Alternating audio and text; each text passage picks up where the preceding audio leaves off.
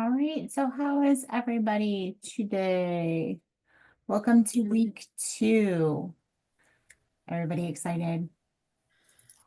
Good, thank you.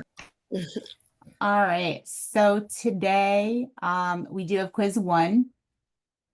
But first, before we take the quiz, because the quiz will be at the end of class. So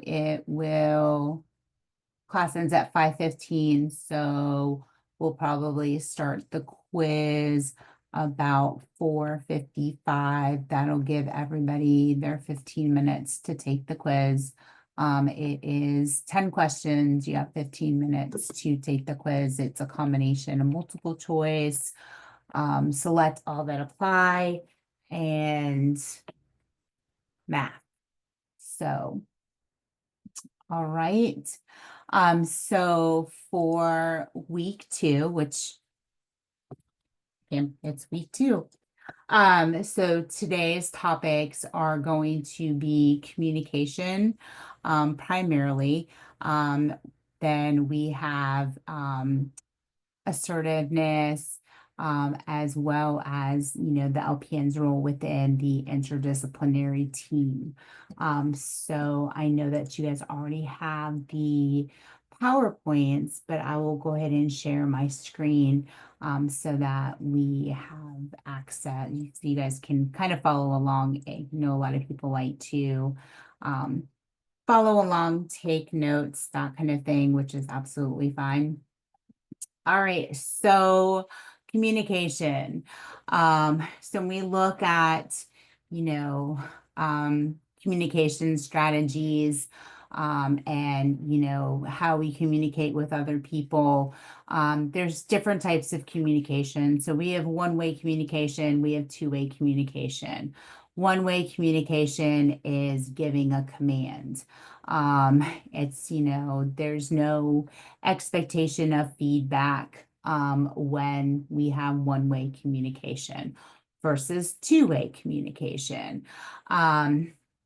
That's normal conversation, right? One person to the next, each person or is contributing equally, and feedback is expected, right? So like for me as your instructor, if I'm, sitting here talking to you and I ask a question, right? Kind of the goal is to initiate conversation so that there's,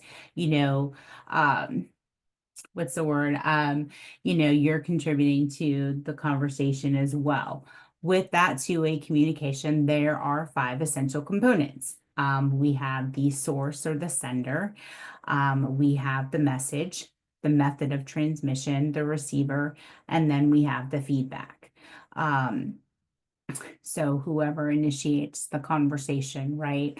So here I'm sending in the message to you is that we're talking about the topic of conversation, right? You are the receiver, and then you would provide feedback. So if I were to ask you a question, the feedback would be either you answering the question, asking another question, providing information regarding what was said, that kind of thing. We know that there's lots of things that can impair or affect communication, right? Personal characteristics, age, gender, income, life experiences, those can all affect communication. Cultural characteristics. So we talk about personal space, language, values, right? When we talk about personal space, in addition to personal space, what are some other cultural characteristics that would affect communication? Eye contact. Eye contact, right? Not all cultures, are really keen on eye contact, right? Maintaining eye contact. Situational influences, noise, physical, emotional state, odors, distractions. You guys have done clinicals in a long-term care facility, right? So you work with some of those older people, you go in to talk to them, ask them questions, and the TV is on like 100, right? And half the time they can't hear what you're saying. You can't hear what they're saying, right? So that could be a huge distraction when you're talking with patients, even in a hospital setting, right? Um, Noises on the units. Think how noisy some of those units get in trying to communicate and just, talk with your patients going back and forth. Um, Other distractions. So, you know, people pulling you, family members, doctors, therapy, right?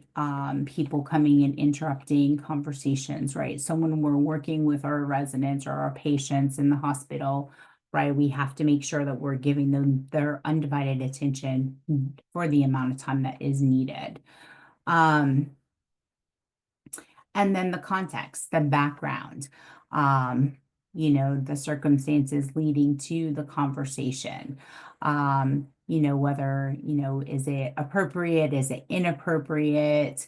What are some things that, you know, when we're dealing with patients in certain situations, how do we ask questions? How do we elicit feedback from our patients?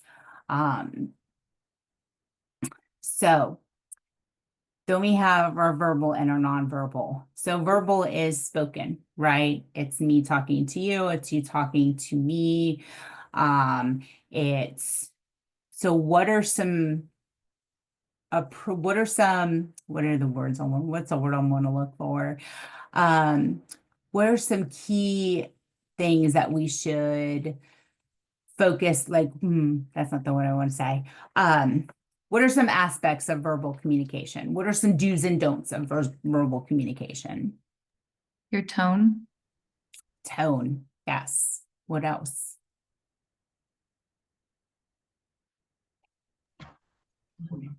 Like, in most cases, eye contact and getting down to one's level. Verbal, Um, not nonverbal, oh, verbal. I'm sorry, I thought you were asking about That's nonverbal. okay. Okay.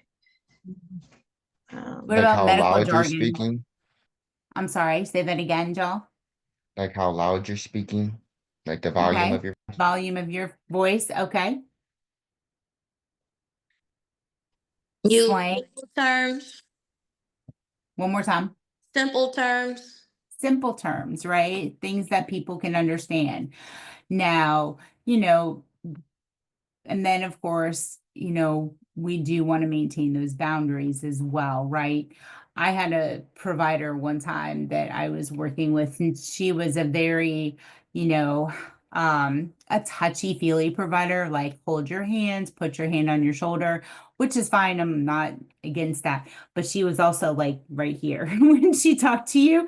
She wanted to be like right up in your face. So we do have to look at maintaining personal boundaries when we're talking. Um, we also, again, the simple terms, avoiding that medical jargon. And then we also have to look at what if we're communicating with patients that have neurologic deficits, have dementia, Alzheimer's, things like that. It's going to affect how we communicate with them verbally as well. What's nonverbal communication? Body language. Okay, body language, absolutely. It's how you know, um, Your facial expressions. your facial expressions, right? So we kind of have to watch what this looks like too, right? When we're communicating with people, not just patients, with family members, with other members of the team. Um, it's your posture. I talk with my hands a lot. That's just, I don't know, something, I don't know if it was learned behavior. Um, and so very animated sometimes when I talk. But we do need to pay attention to what our face looks like, how we're presenting ourselves to our patients or our family members, our clients. Um, you know, Folding your hands across your chest. What does that show you? What does that show? if I were to sit here and I had my hands across my You chest don't and want to I was be, you don't saying, want to be bothered or Disinterest. Closed aggravated. communication. right, you're closed. You're not open to conversation. You're showing that you don't want to be there, right? Um, and when we look at nonverbal communication too, we do have to take culture into consideration.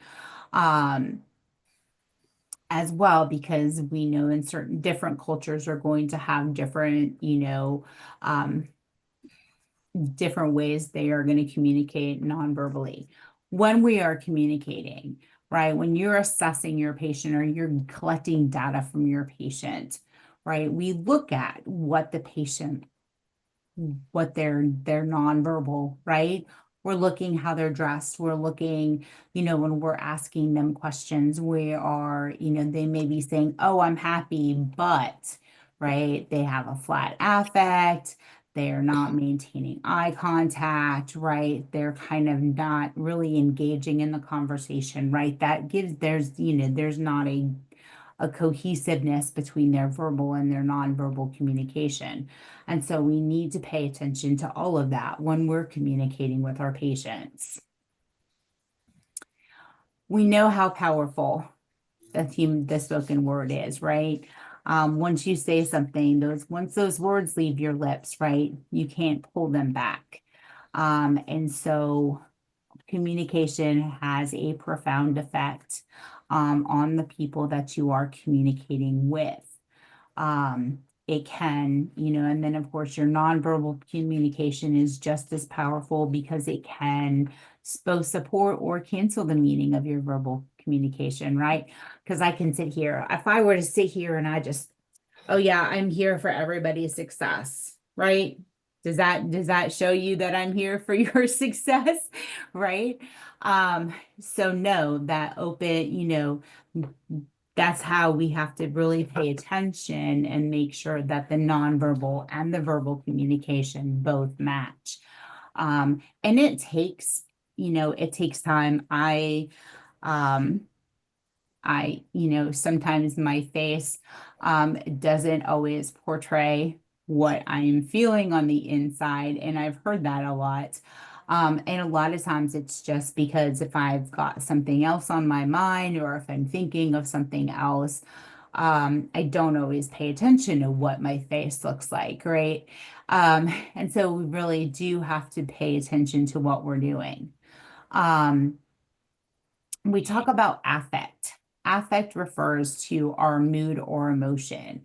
And so again, it's why, you can't really see or you can't put your hands on a person's affect.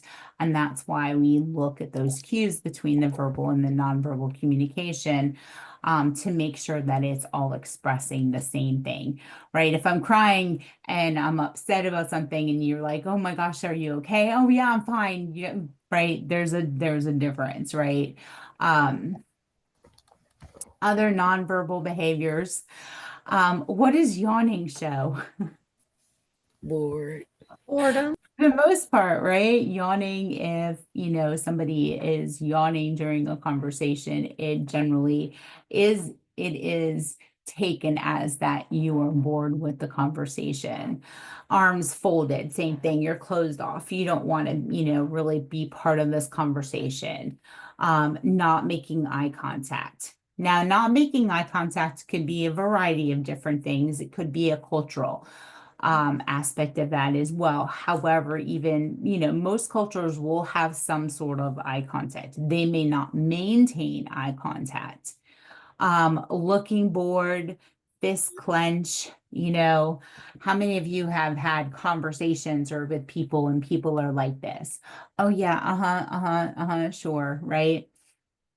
While you're trying to talk to them and they're on their phone, they just don't seem interested in what you're paying attention, what you're saying.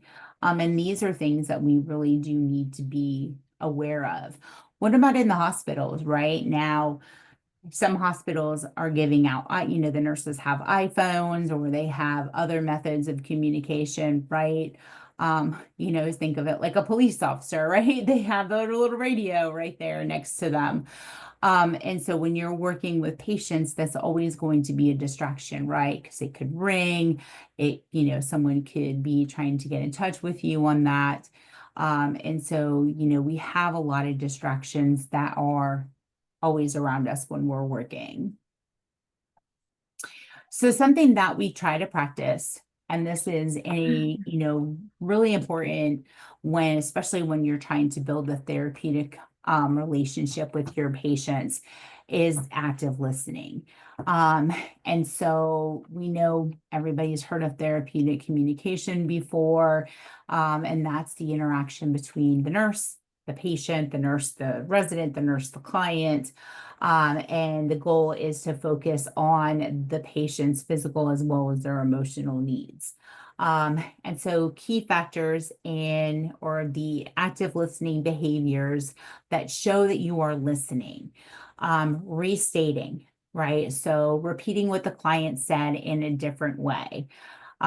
So, you're interviewing your client, you're asking your clients questions, and you're just you're repeating the client back to themselves, right? So if they say, I'm bored, I'm hungry, I'm tired, you're going to say, okay, what I hear you're saying is you're bored, you're hungry, and you're tired, right? And so you're validating the client or you're validating that patient's statement. You're also showing that you understand or you're receiving the patient's message. Clarifying is you're asking them a close-ended question to make sure that you understand. And so if they say something hurts or something is painful, then, can you tell me or show me where it hurts? Like point to where it hurts, that kind of thing. Reflecting is putting into words the information you receive from the client at an effective communication level. So if they say that,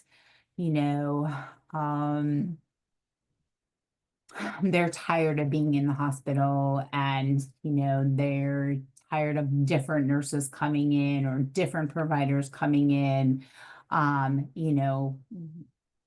they're not seeming to get their needs fulfilled.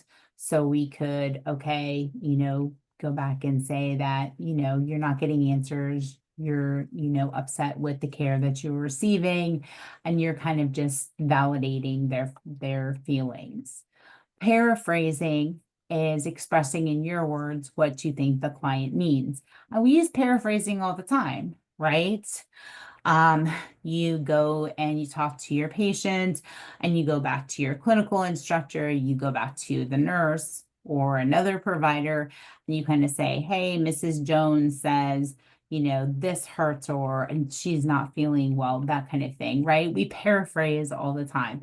Some cases, depending on what the patient says, we may give direct quotes because, right, paraphrasing just doesn't kind of, do what we need it to do. Minimal encouraging. This involves using sounds, words, or short phrases to encourage the client to continue. So if you're having a conversation with somebody, what are some words that you use that would encourage that person to keep talking to you?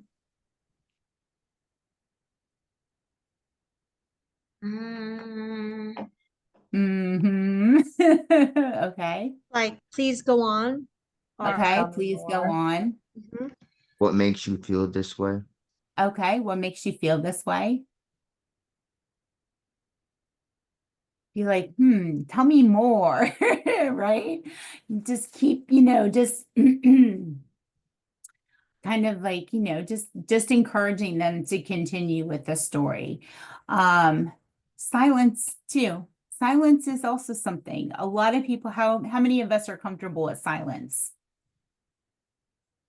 Right? Silence is a huge part of communication, right? When we look at the minimal encouraging, right? That's you want to encourage them to communicate. You're like, okay, yeah, Brain, tell me more, tell me more. But with silence, it's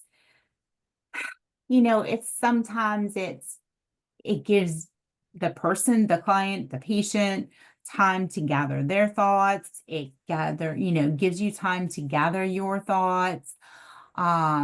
It also, how many of y'all have kids? Okay. So sometimes when our kids say things, you just kind of have to step back and go, let me take a minute, right, to kind of think of how I want to respond to this. Or even, when you're dealing with patients that have had maybe had just gotten some really bad news, a bad diagnosis, or they want to talk about it, but, they need a little bit of time. So you get periods. Silence for some people can be very uncomfortable. Because a lot of people they just need to fill the time with verbs or words. But silence can be a very, very, very effective communication strategy. Summarizing, that is just, kind of just briefly stating the information that you have received. And then you can always ask for validation. So if I summarize, all right, like for today, we're covering chapters 8, 9, and 14. And is this correct? So, we've summarized the conversation that you've had. And then by asking, is this information correct or is this correct? That allows the client or the patient to come back and say, oh no, I think maybe you misheard me, or I forgot to say this as well, that kind of thing. So those are, the behaviors that we would use when we're active listening. Talk about questions. All right, so we have different types of questions that we are going to ask we ask different types of questions to elicit specific information from our patients. So what's an open-ended question? Give me an example or just tell me what an open-ended question is. How do you feel today? Okay, how do you feel today? Right? So what if I just said fine? Well, then that would have made it close-ended. Right, very good.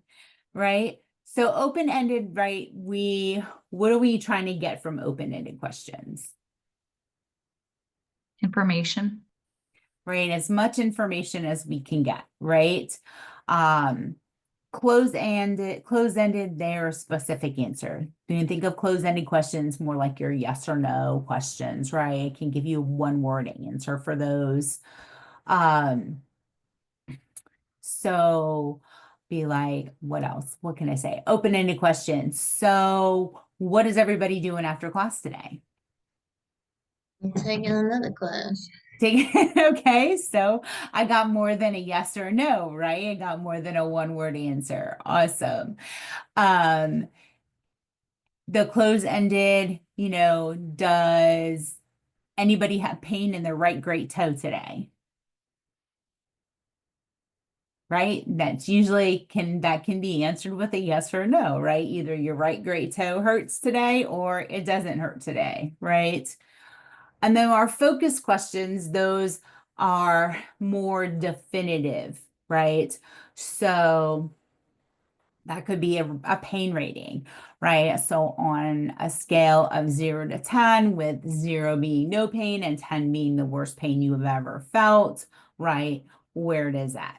So it's kind of similar to a closed-ended question, but it's a little bit more specific, right? We're looking for a specific answer to that specific question.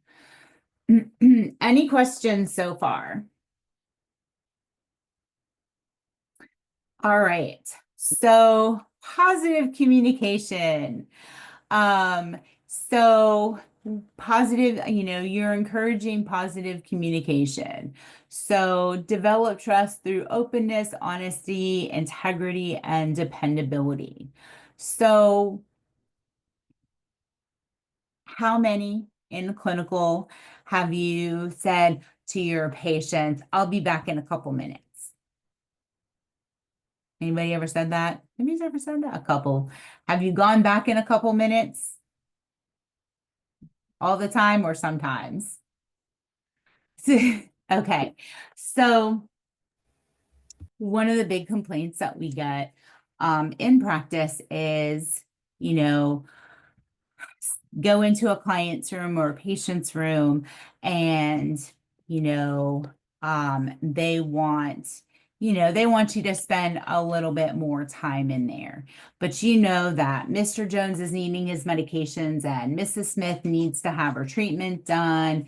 And Dr. Jones has been out there waiting for you because he needs you to do something as well, right? And so that you do not have time to, give, more than 5 minutes to this patient.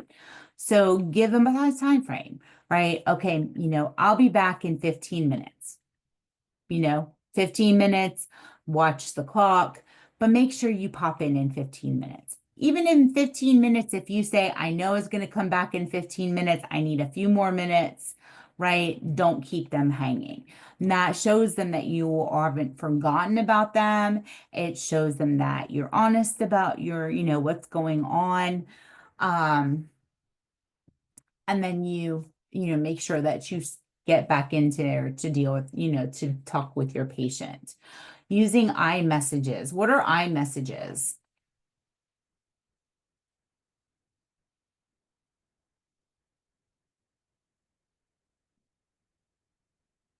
Has anybody heard of iMessages before? Is it just when you're like bringing up like your own experience? Like, It's more like, yeah, it's kind of like that, but it's more of taking, instead of putting it on somebody else. It's a therapy, it's a communication technique, whereas, let's say, I don't want to pick on anybody, but let's say,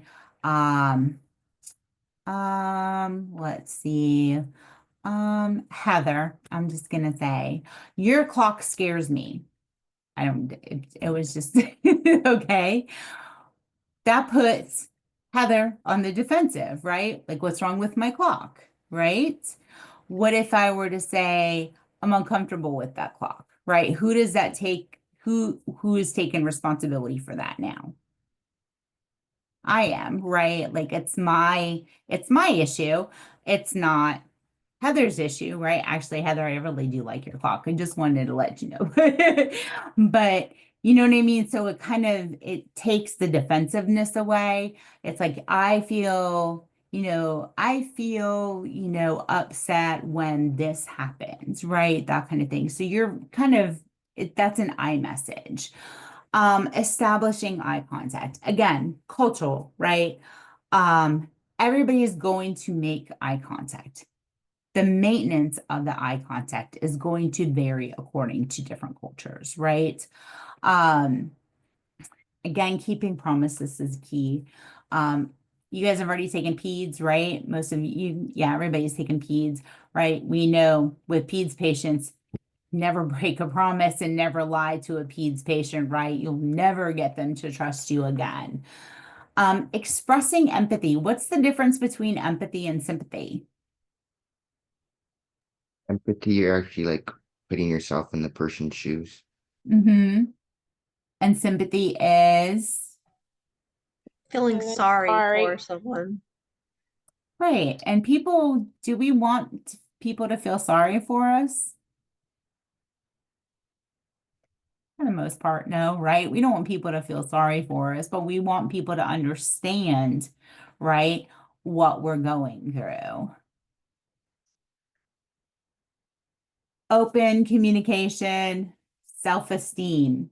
What's self-esteem and communication?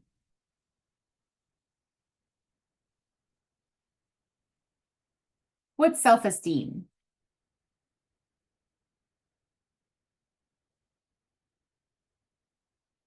Right? We all know what it is, but trying to put it into words, right? We're like, how do we explain this? Like feeling adequate with yourself, like Yeah, how Right. do you feel about yourself?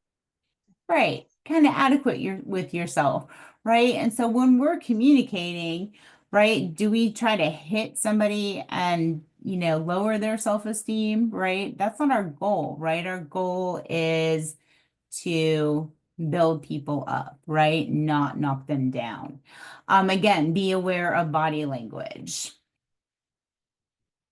Negative communication. So here are some of the things that we want to avoid. Why questions? Again, pediatrics, go back to kids, right? What do kids, what's their favorite word besides no? why? But why? But why? False reassurances. Oh, it's going to be okay. Don't worry about it. We're going to be fine. Right? You're going to be just fine. You don't need to worry about it. Probing. Now, probing is a negative communication. It can be a block. We can use different communication styles, right, to ask the questions that we need. Do we judge our patients? In the back of our head, do we judge our patients? Right? We don't know, right, where they came from, what they've been through, what they're going through, right, until we get to know them. Then we may learn some things. Never judge our patients.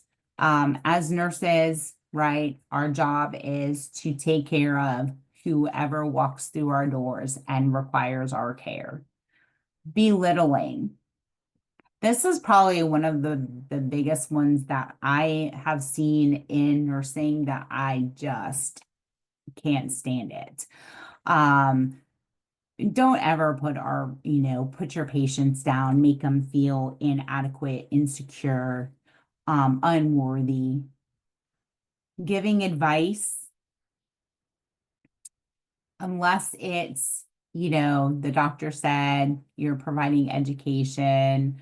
What would I do in that situation? No, because what I would do in that situation is going to be different from what another person is going to do in that similar situation. And simple answers. We need to be able to provide our patients, our clients, our residents with effective answers that are going to meet the needs of whatever it is that they are needing.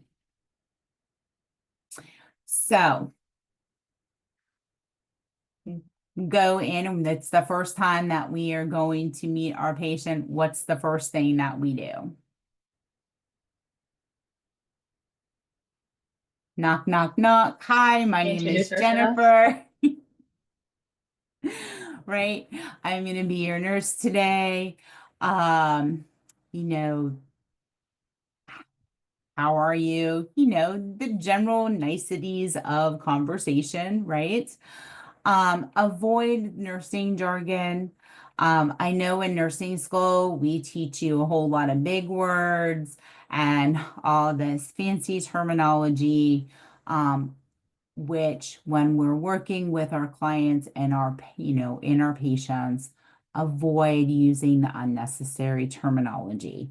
Many will understand, others will not. For example, I remember when I was a brand new LPN, and I'm from up north. I moved to Virginia. And, working with my first patient or my first resident in long-term care, part of the conversation, and I asked something, and she says, oh, I asked her if she wanted juice with her medications, because this was back before, we realized a whole bunch of stuff, and we would give like either cranberry juice or orange juice with our medications in the morning. And she says, oh no, honey, I have the sugar. I said, what? She said, I have the sugar. I had no idea. I had no idea what the sugar was. Um, and so like in the back of my head, I was like, does that mean that you want like water and you're gonna, I mean, I don't know. So it took like, so I had to learn how they communicate as well, right? So long story short, she was a diabetic. Um, and so, that's just how, some describe it. Um, fear of the unknown. So we are going to deal with patients at their best times, and we are going to deal with our patients at some of the worst times in their lives, right? So, if you're working with a patient that has a newly diagnosed terminal disease, or even if it's a newly diagnosed chronic disease, right? There's a fear no matter what when you're diagnosed with a disease. How is this going to affect me? What am I going to, how is this going to affect my lifestyle? What am I going to do? If it was a traumatic injury, or in some cases with some of these more, what's the word? I've just lost the word. A terminal disease, what is that impact going to have on their family, right? What if it's the breadwinner in the family, and now they can't work, right? What's that going to do to their family structure? How are they going to pay their bills? How are they going to get food, right? And then healthcare settings. Some of our healthcare systems are extremely overwhelming for some people. Think of just take somebody with diabetes, for example, right? They may have an endocrinologist, they may have a nephrologist for their kidneys, they may have a cardiovascular doctor, they may have a vascular doctor, they may have a podiatrist, right? So there's often, multiple specialists that may be involved in their care, which can be extremely overwhelming in trying to coordinate care. Has anybody ever spent any time in the hospital other than, just like overnight? Has anybody spent any time in the hospital? Yeah. Did you like it? No, I think the first 24 hours probably isn't bad, right? They bring you your meals, you hit a button and people come and see if you're okay. But then, it kind of gets, a little bit, and then you have the different parts of the hospital, right? Your ICU patients. There's all the noises from IV pumps, from ventilators, right? Lots of people moving in and out, lots of It light. seems like every time you fall asleep, they come in and wake you up. And then they say, Okay. get some rest. Yeah. And Recess. what's the one thing that we always say? Oh, you need to get your rest, right? The Yeah. time is to get your rest while you're in the hospital. But yeah, but just like Jamie, just like you said, they're waking you up. Vital signs, blood draws, tests, the doctor's here, the therapist is here, right? Oh, you need a dressing change on your whatever, right? So it's always seems to be something. So when we're communicating, so some of the just the key aspects, be respectful. We all want respect, right? Respect is generally earned, right? But it's given, and but it's generally earned. Trust. And I know in some cases this is something that it takes a little bit to kind of get to earn, I guess. But trust, it begins in yourself, right? You need to be confident when in your ability to make decisions. And so by, doing your homework, being ready to take on, your assignments, doing your prep work. That helps to build trust, right, with instructors. It helps to build trust with the people that you're working with, right? Because you kind of know what you're talking about. Anybody read these chapters before class today? Okay, some. All right. Honesty. Honesty is a big part of it, right? Um, you know, just be honest. You know something or you don't know it. You prepared or you didn't prepare, right? Um, talked about empathy a little bit, right? That's just the ability to understand, appreciate what someone is feeling, without expressing the emotion itself, right? So it allows us to understand how somebody is feeling. Can we ever really know how somebody is feeling? No, right? Because you and your patient may have had similar experiences, but how each person perceives those experiences is completely different, right? Sensitivity. We just want, try to be sensitive in our communication and in how we are working with our patients. And we'll talk about assertiveness in the next chapter. But there's a difference between assertiveness and aggressiveness. And so we do have to kind of, be able to draw that line. We also have to make sure that we're not offending our patients or our clients or anybody else with some, how we communicate. Humor. So humor has to be used appropriately, right? It does help to lighten up situations. However, right, we do have to be really careful with how we use humor to avoid offending anybody. We don't want to poke fun at patients. We don't want to poke fun at cultures, race, any of that stuff. And so, we do have to be aware that that is a possibility. I love humor. I love to banter with my clients. And so, you just have to be careful that you're not drawing. You have to make sure that you don't cross any lines to offend anybody. Patience is key. Um, everybody is very everybody wants that instant gratification, right? That's what we all want, right? If I ask for something, I want it now. But patience is something that we do have to learn, whether it's in communication, right? So dealing with somebody who older client that may need a little bit more time answering questions, clients that really don't understand the directions that we're giving them, the child, right, that we really want to have them follow directions, but they're a little bit more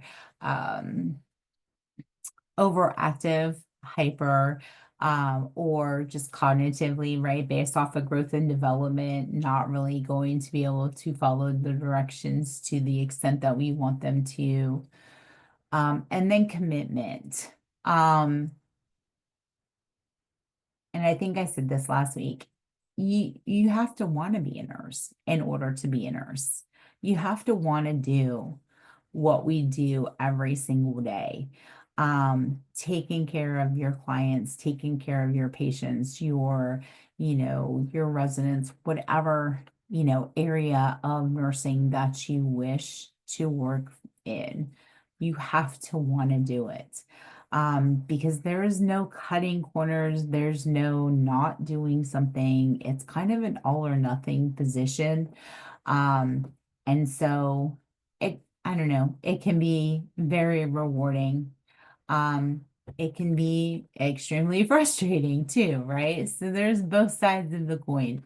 But again, just making sure, show that you have the commitment, putting in the work and making sure that you have, the knowledge. If you don't know something, ask.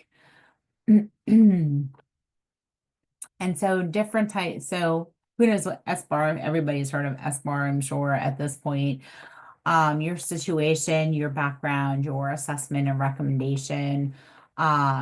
So that is, very effective communication technique that we can use. It can be very brief, it can be very to the point.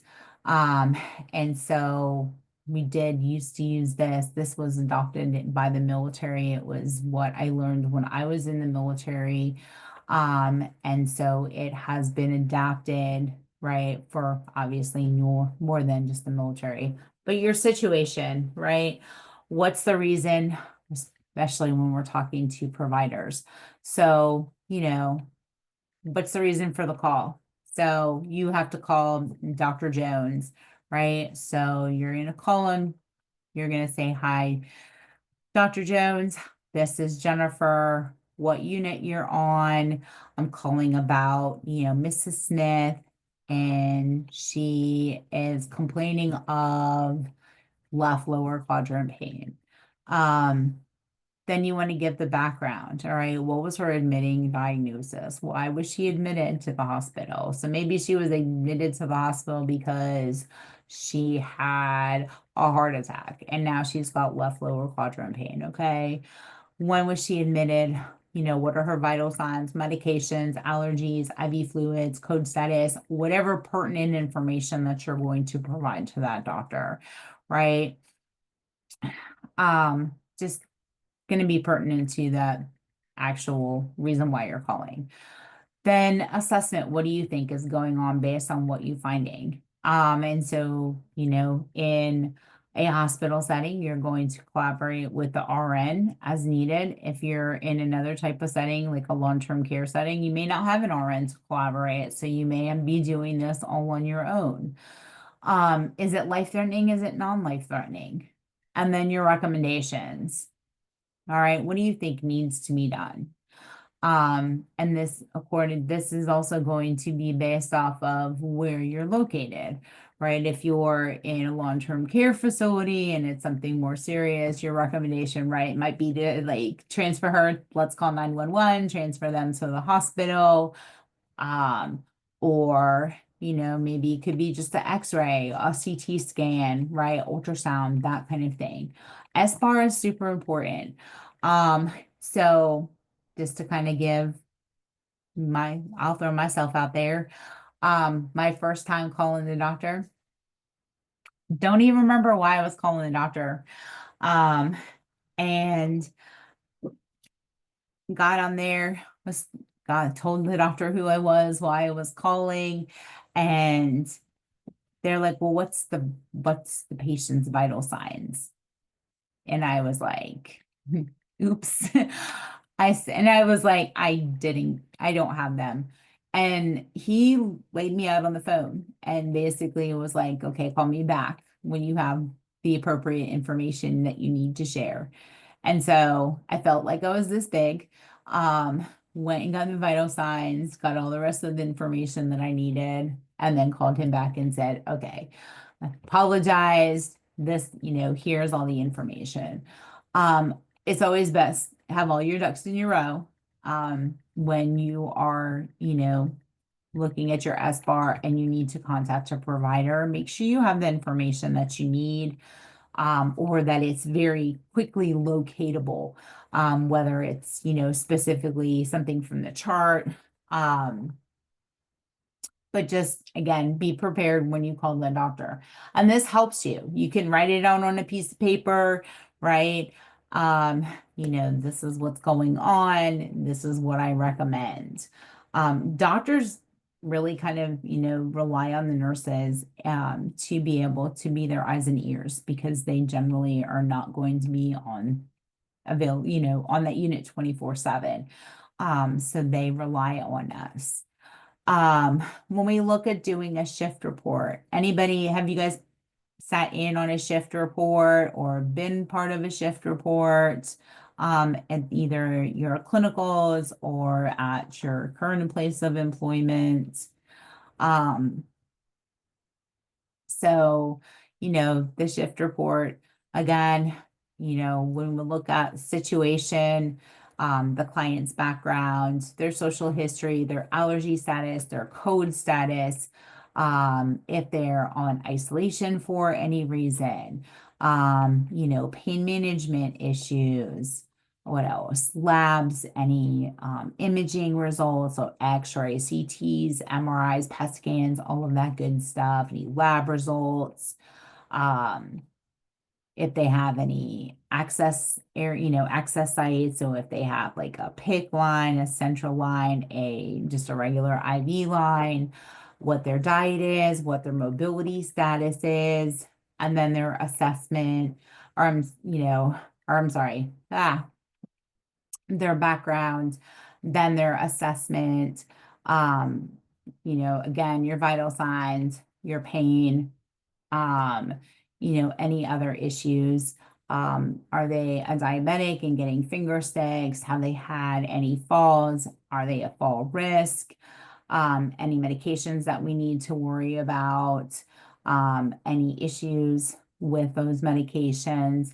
And then, what are the goals of care? What needs to be done on the next shift? Any procedures, and of course, any education and discharge needs.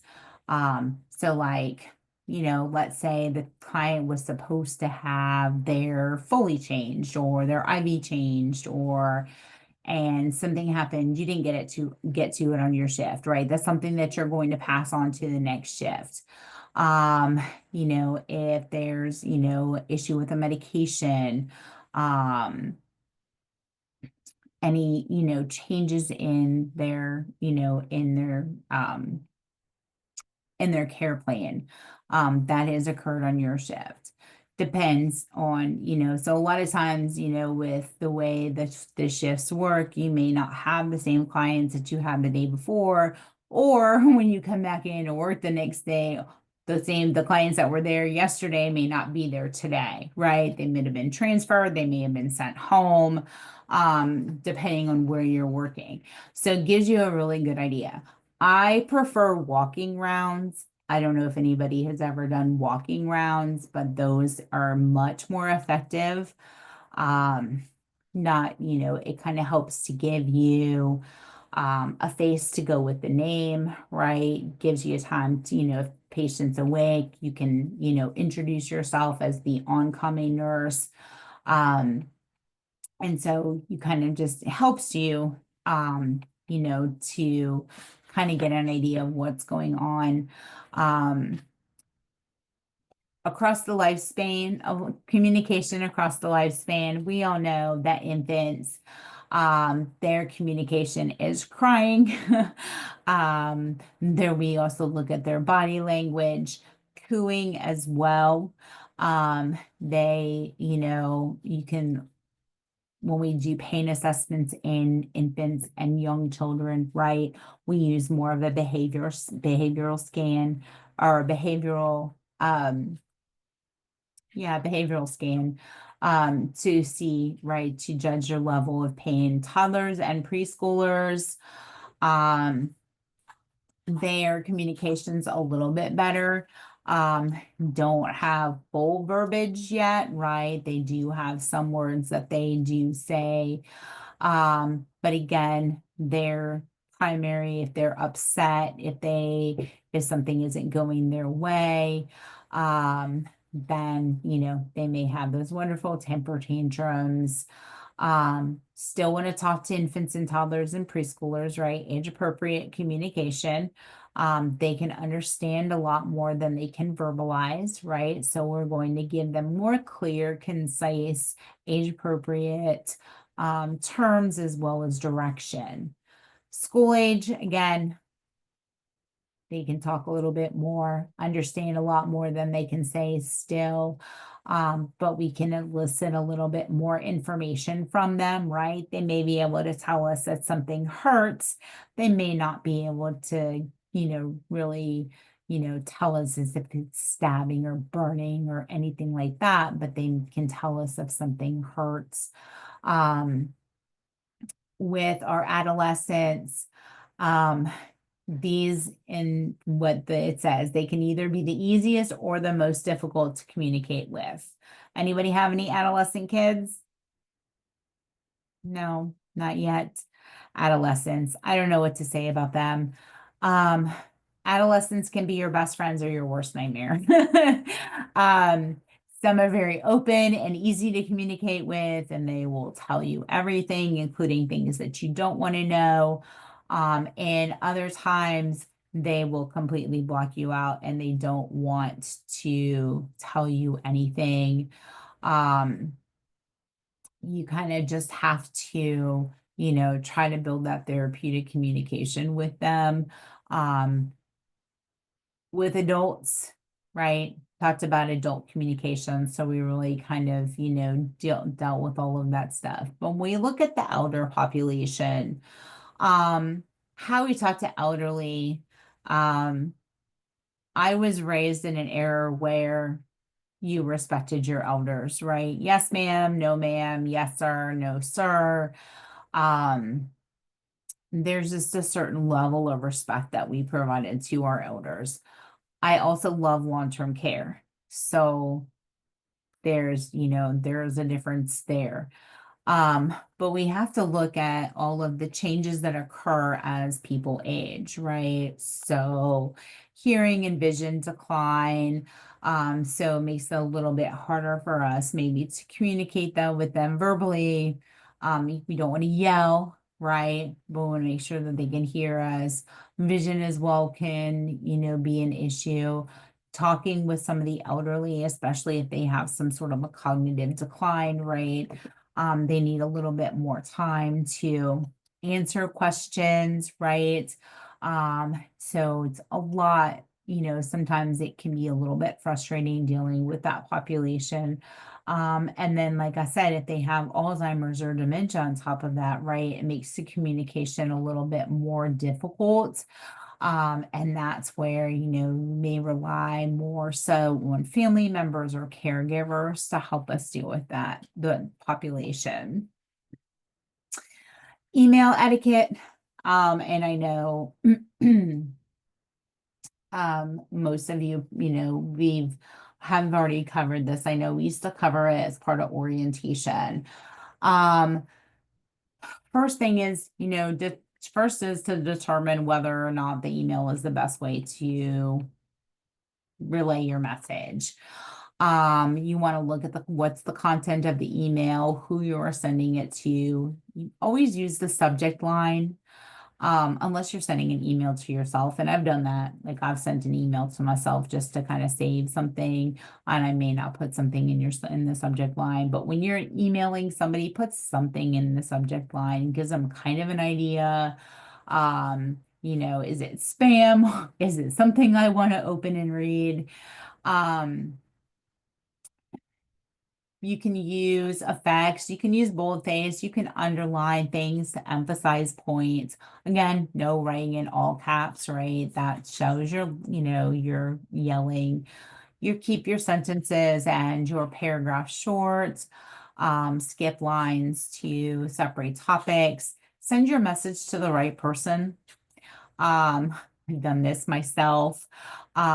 You want to send an email and, of course, you start typing somebody's name in and, you accidentally click the wrong name off the list. But always double check. Don't put a whole lot of useless information in there. Use appropriate language. Again, be cautious with humor. Always proofread, whether it's an email, an assignment, anything. Always proofread before sending. Make sure you use proper grammar. Avoid sending, confidential information unless it's an encrypted email. But proper sentence structure, capitalize the first letter of your sentence, use proper, punctuation at the end of your sentences. It just helps to, look more professional. Text messaging, that kind of thing. That's, we don't use a whole lot of text messages with our clients, with our patients. So it's usually, not something that you need to worry about unless it's like a hospital approved phone, that kind of thing. And then of course, when we're charting and and we're documenting, documentation is key. We know that, right? We've all heard that. If it's not documented, it's not done. Make sure it's it's accurate, it's factual, it's timely, it's thorough, it's concise. You don't have to write a dissertation on your patient, just, hit the key points, the key, important points. Don't use assumptions. Don't put any, you don't really want to put any negative connotations about your residents or your patients in there as well. Remember, anything you document is part of that permanent record, and it is accessible for life. So you want to be very careful what you say. Even if you had to strike out a note or something within a patient's chart, it's still part of that chart. It is still accessible. So be very careful with your documentation. About those. Then we have what's called conflict resolution. Has anybody heard of conflict resolution before? Jasmine. Has anybody heard of conflict resolution before? What is it? Yes. Resolving a problem. Right. It's resolving a problem, right?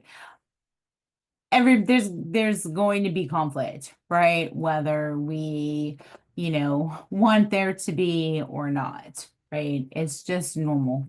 Not everybody has the same thoughts, feelings, right? We are all, potentially going to have some sort of conflict at some point. It could be stress, it can be related to diversity, language, generational, personality. I'm not a boomer, but I do I like, some of those jokes are actually kind of funny to me, but but there could be stress, or conflict as a result of that. This is where, like I said, we were talking about silence earlier, right? Sometimes just biting your lip, taking a step back, right? Being aware of your initial reaction, help, kind of temper your own attitude and behaviors. You want to take time to think before you react.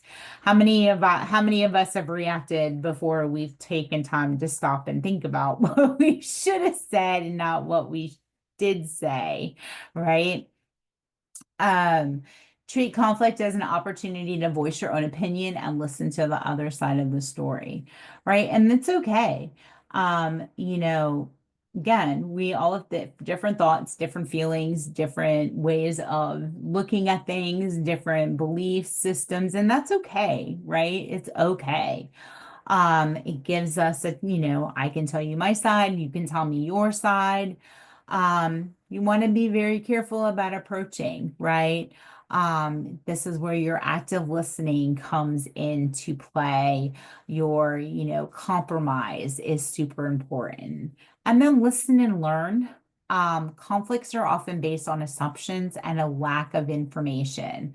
So this is something that, we really could, just sit back and listen to, what they have to say. And then discover what is important, the core issue, right? Whether it's, unmet needs or hurt feelings, respect one another. Conflict can be emotional. You don't want to name call, you don't want to blame anybody. Again, those I statements are key in that situation. And then find a common ground. Common ground is often the key. And so, what if you're, what if there's a conflict between you and your diabetic patient over that one huge piece of chocolate cake that they want to eat, right? What's the compromise in that situation, right? Maybe a quarter of the piece, right? You can have some now and some tomorrow, right?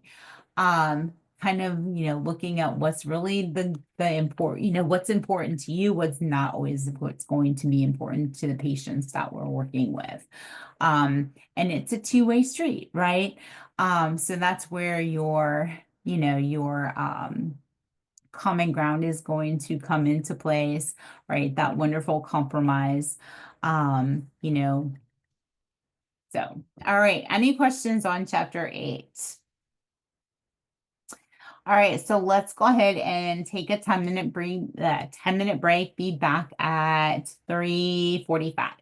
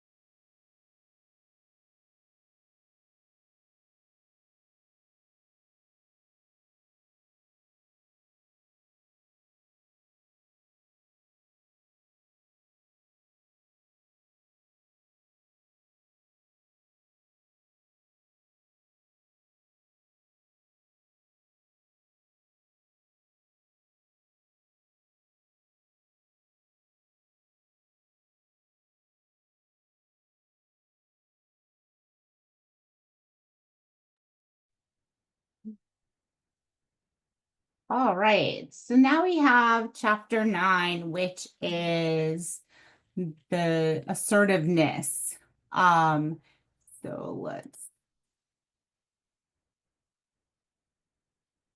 when we look at, let me share my screen for you guys. All right. So when we look at behavior styles, there's three major behavioral styles for communication. There's non-assertive or passive communication, there's aggressive, and then there's assertive. And so non-assertive behavior is fear-based behavior. It's an emotionally dishonest, self-defeating type of behavior. These are the nurses that attempt to look the other way. They avoid conflict. They just take the easiest way out. They don't really fully participate with the healthcare team. They don't express their feelings, their needs, their ideas, especially, when their rights are infringed upon. So they kind of just, it's like, you kind of take it. And at the same time, with your passive behaviors, they're not recognizing, they're not meeting clients' needs.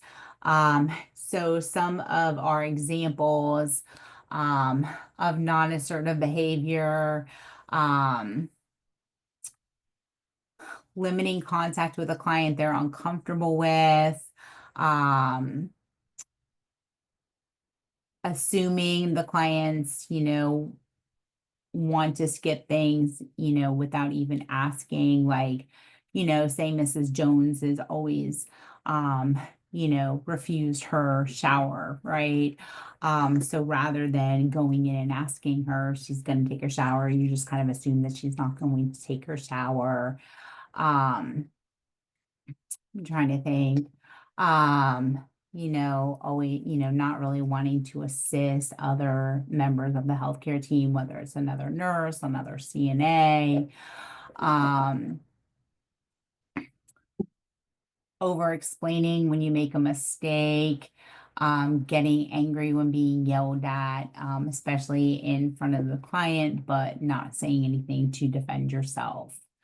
On the other hand of that, aggressive behavior. Aggressive behavior violates the rights of others. These nurses are very outspoken. They attack on a person rather than the behavior. Body language, right? It's going to show glaring eyes, leaning forward, bending over somebody when they're talking to someone. And then we have assertive behavior. And this is kind of where you need to be as a nurse, right?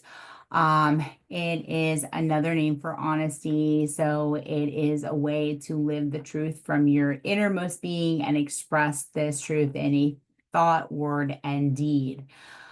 So it's taking a positive stand. It's being confident in your statements. It's speaking openly without violating others' rights. You're standing straight and tall. You're able to maintain eye contact, and you're getting your point across, but you're not being aggressive. You're not violating anybody's rights. And so, there's a huge difference between aggressive and assertive behavior. You have the right as a nurse to express your own thoughts and feelings. And so, you doesn't, being assertive doesn't mean you're going to get your way or anything like that, but you have the right to say how you feel. What should you do if you have a medication order and you look it up and there's something wrong with that medication order? What do you do? Do you give the order or do you give the medication if you don't think it's correct?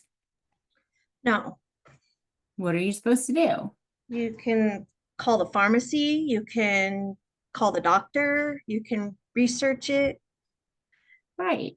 Yeah. What if you go into a patient's room and they ask you a question and you don't know the answer to it? What do you say? Like, I don't know that answer right now, but let me find the answer and I'll be back with the answer for you. Right? Let me go look it up. Let me go ask the doctor. Let me go find out the answer for you and then come back. Um, you know, it's just kind of, one of those things, you have the right and your abilities and your knowledge, all of this stuff that we've thrown at you within the last 15 months or 12 months of your nursing program. This is also, this is what we are, what we're trained to do.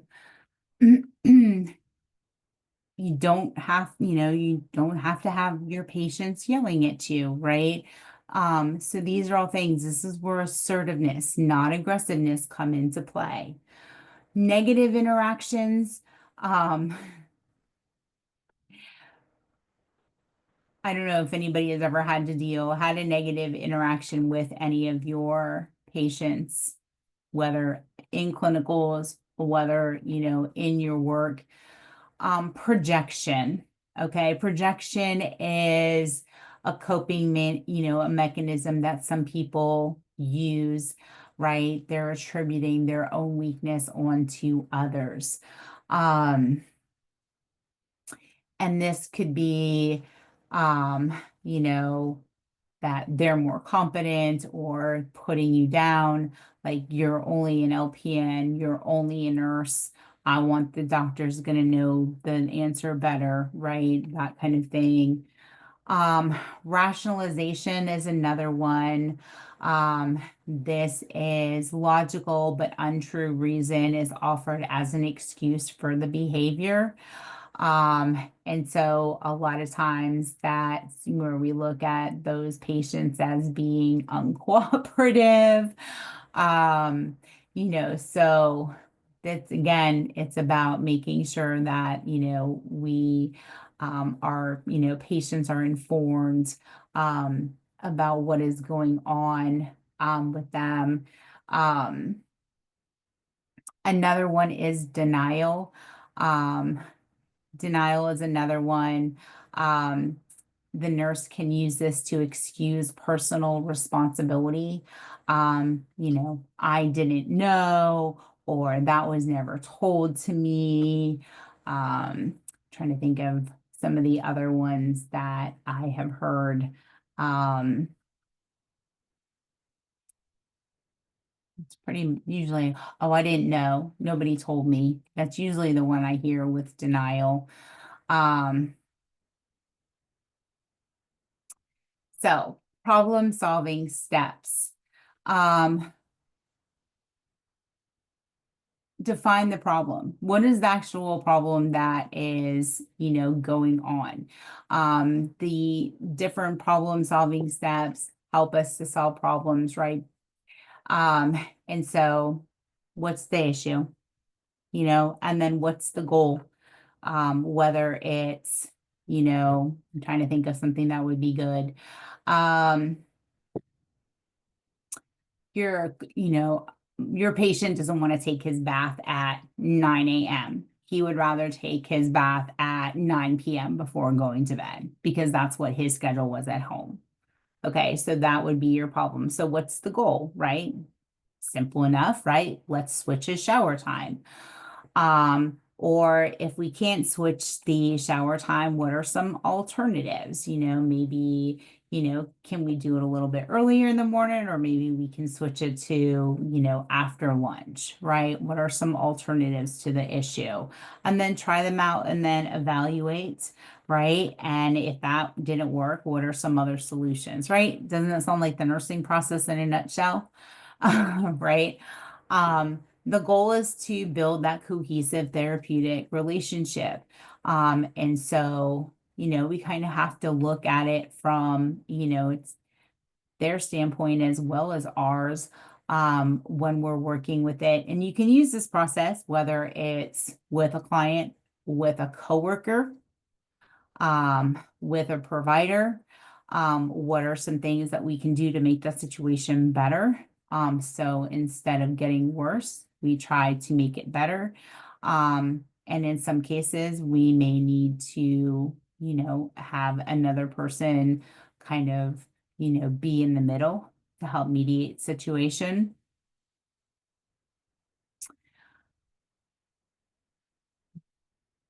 How many have ever been manipulated by another person? Okay, so manipulation is maladaptive, right? If the feelings and needs of others are disregarded or other people are treated as objects to fulfill the needs of the manipulator. And dealing with negative manipulators is very difficult. If you've ever worked with anybody that is very manipulative, then you know that. And that is where you need to be assertive. They're usually going to be resistant. There may be some resentment as well. And you may have to step aside if the problem cannot be worked out. Setting limits is key. And then refusing to participate in those conversations anymore is another way out. Manipulators can be very difficult to work with, and I've worked with them in long-term care settings, in other settings as well. These are the ones that are going to do whatever it takes in order to get their way, right? And so you can use that problem solving process to an extent with them.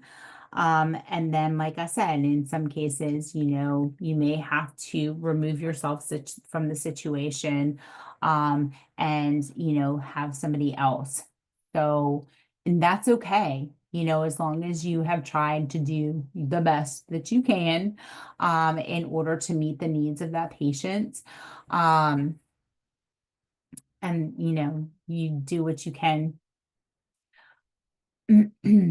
Other work-related issues, unfortunately, healthcare, we do have these issues that we have to deal with. Assault, workplace violence, not ever, anything that we ever want to have to deal with, but unfortunately we do, especially in today's society. Assault is about 10 to 11% of all workplace injuries.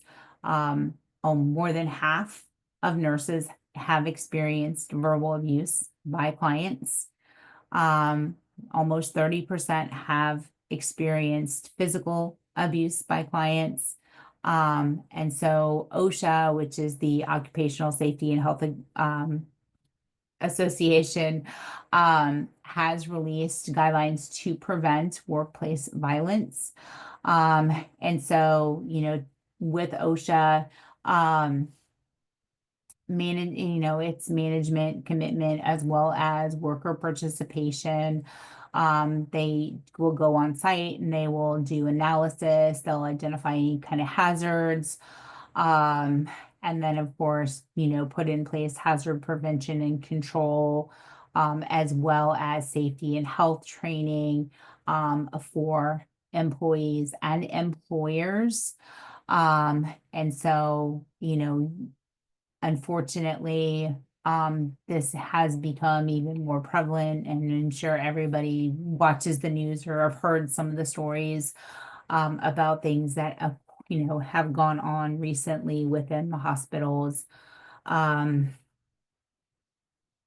So I would say just be very aware of your surroundings, be very, cognizant of what is going on within, the organization. Some of the factors that lead to workplace violence, personal factors, the verbal, the nonverbal, effective communication, nurses' attitudes and behaviors. So again, how we approach our patients is key. Workplace practices, making sure that we have workplace practices that are aimed at improving safety for healthcare workers, um, use of security personnel. We know that, security is usually big in our emergency rooms. Sometimes, it's a little bit more delayed response on some of the units. But this is where education and training comes into play. Environmental factors, the type of clients that are seen, the location of the healthcare facility, that kind of determines the type of clients that are admitted to the hospitals. Other issues, um, early release of acute or chronic conditions, um, a lot of changes to how patients are admitted, how long they can stay, um, the risk diagnoses. Um, and so the majority of all assaults are perpetrated by a minority of persons. So it's a small amount of people. It's not like a huge amount of people, but it is enough that it is, that occurs. And so, we as nurses need to be able to recognize the cues for potential risks of violence in our clients, as well as, the families and the visitors and others that we're dealing with. And so if you were to find yourself in any kind of potential danger, you want to make sure you have an escape route. So be careful how you position yourself when you're working with the client, especially if a client is becoming agitated, a family member is agitated. You don't want to have the patient between you and the door, right? You want to be by the door so that you can get out of the room safely. Always have your back to the door. Always have an open position. So you're not standing there with your hands in your pockets. You want your arms, you don't want them crossed. You want a very open position. You want to make sure you use their name. If they start yelling at you, which I know a lot of times, when somebody starts yelling at you, you want to yell back, but no, we want to, maintain a quiet, controlled voice. We want to maintain calmness. Don't sit or stand still, no fidgeting. Again, you want to keep distance between you and the person. You don't want to touch, point, argue, belittle, threaten, or anything that person. Never turn your back on them, maintain eye contact. If overtly threatening, some people will respond to being told firmly, like, hey, don't touch me, don't hurt me, don't hurt me. And then a lot of hospitals, a lot of places will do training on how to de-escalate. So a lot of times it's part of your, continuing education with whatever organization that you are working with. Talk to some of the early signs of then we have workplace violence, employee violence. And so this is like, they have different labels, but some early signs of workplace violence, unusual behavioral change. Someone that, you can see has had a significant change in their behaviors. They're not cooperating with nurses, clients, or family members, cursing or other hostile behaviors, easily angered, frequent arguments, spreading gossip or rumors, uninvited sexual remarks, hostile responses, sleep disturbances, increased irritability and anxiety. So these are early signs that something kind of is building. The next stage, they, start to play the victim. They may have notes that have threats, violent or sexual content, verbalization that, there's a plan to harm somebody, stealing property, less interest in work and assignments, increased arguments, and then increased physical accidents or injuries. And then as it intensifies even more, they may have behaviors directed towards oneself, like depression, suicidal threats.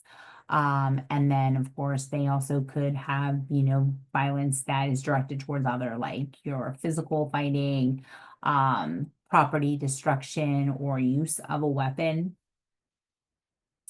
So the goal, right, is this: prevent the violence. And so prevention is, it does, make sure that there is, employee involvement in this. But prevention begins with each nurse. So, make a personal equipment to follow, a personal commitment to follow the guidelines. So participating in training, refresher courses, takes advantage of programs offered by the police department or other agencies.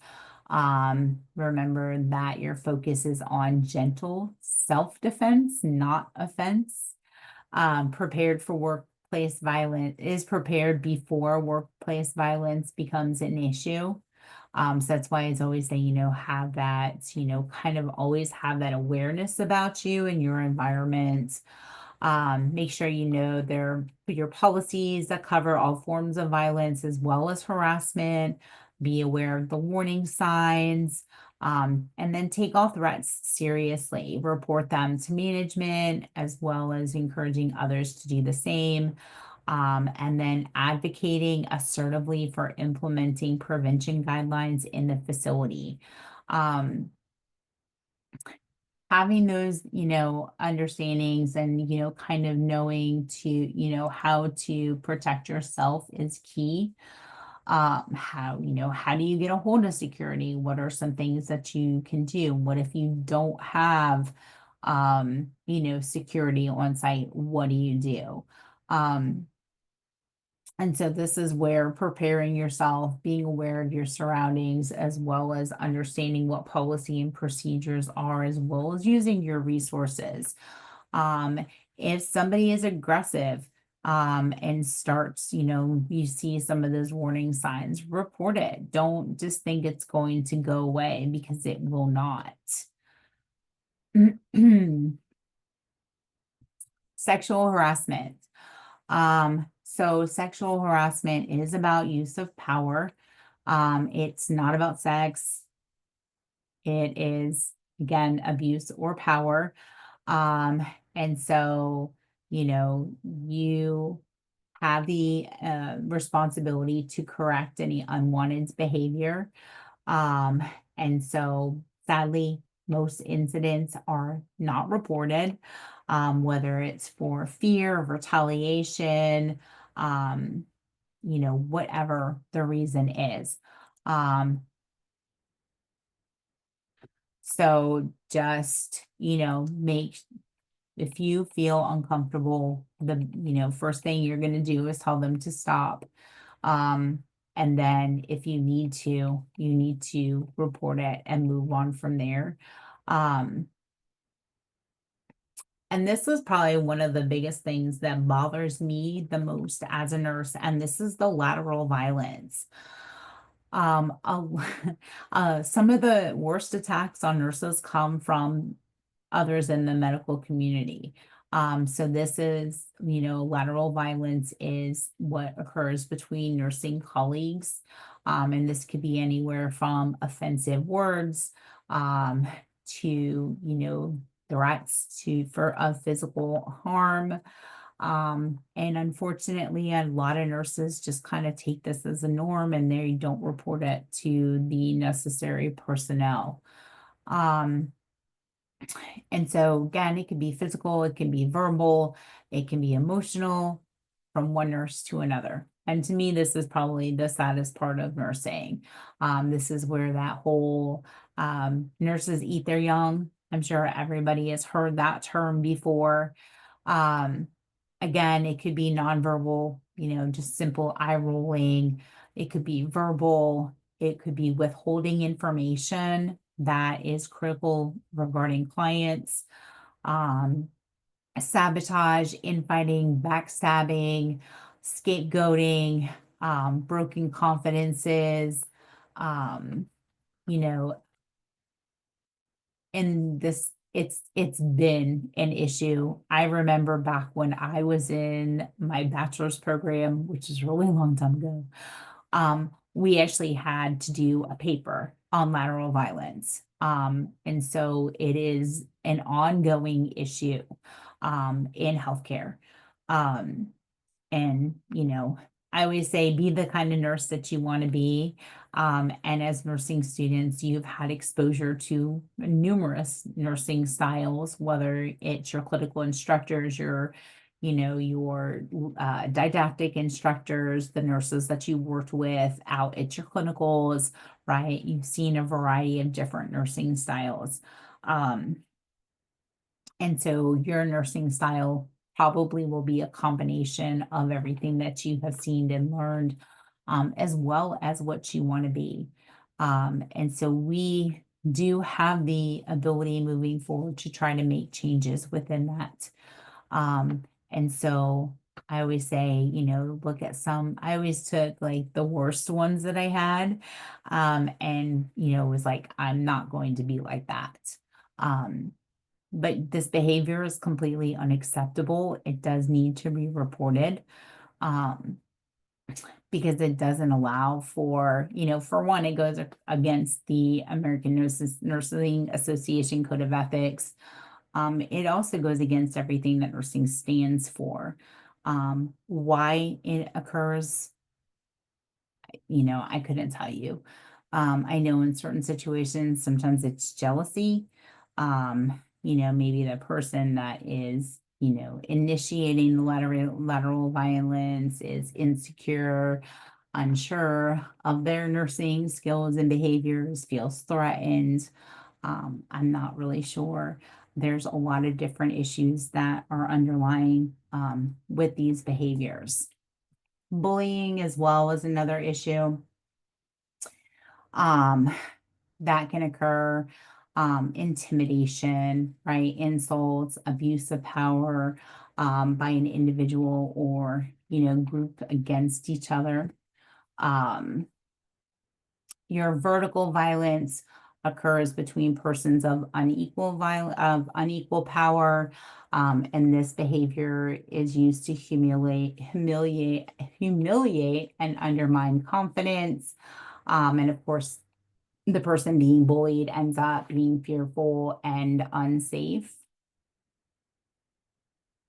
Your insidious aggression. This is aggressive behavior in the workplace.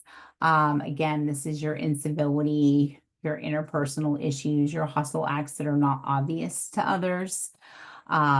And so this can, of course, lead to more job stress, less job satisfaction, less commitment, not great. Relationships, more anger, anxiety, decreases the person's overall well-being. They're more likely to quit their job. And then a lack of action on the part of the nurse gives approval and permission for them to continue their behavior, right? So not sticking up for yourself, not being assertive, right, is just going to continue this pattern of behavior. Has anybody ever witnessed or experienced any kind of lateral violence, incivility?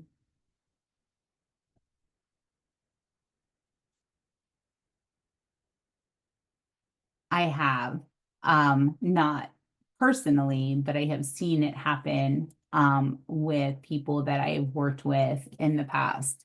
And I am pretty assertive person. And so I made sure to, address the behavior so that it didn't happen again. But like I said earlier, we're in healthcare for a reason, right? You have to want to be here. And for the most part, any of us that are in healthcare are primarily in it for the patients, right? We really, of course, there's personal gain from it as well. But, the primary reason why we do what we do is to help our patients. And why others, why some feel, that they need to be uncivil, or inappropriate, or bully others, is not something that should be tolerated. We have a nursing shortage as it is. And so the more the more this incivility occurs within the nursing workforce, the worse our nursing shortage is going to become, because people are not going to want to work in nursing, or people are not going to want to work as nurses or become nurses. And, that's going to be detrimental to the profession as well. Again, assertive behavior, not aggressive behavior, assertive behavior. Stand up for yourself. It is okay to stand, like I said, it is okay to stand up for yourself. To make sure that you aren't being bullied.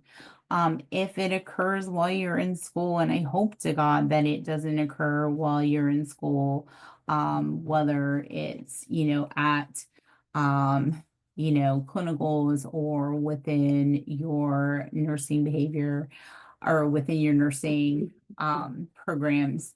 But if it is occurring, you need to speak up and let somebody know so that it can be stopped.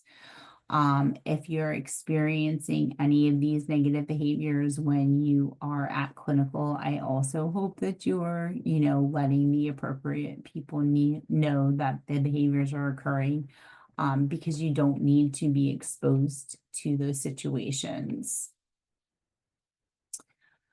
All right, any questions on chapter 9? All right, so last chapter is chapter 14. Chapter 14 is the role of the practical vocational nurse. So this is your role within the IDT team, or the interdisciplinary team. Oops. Share my screen.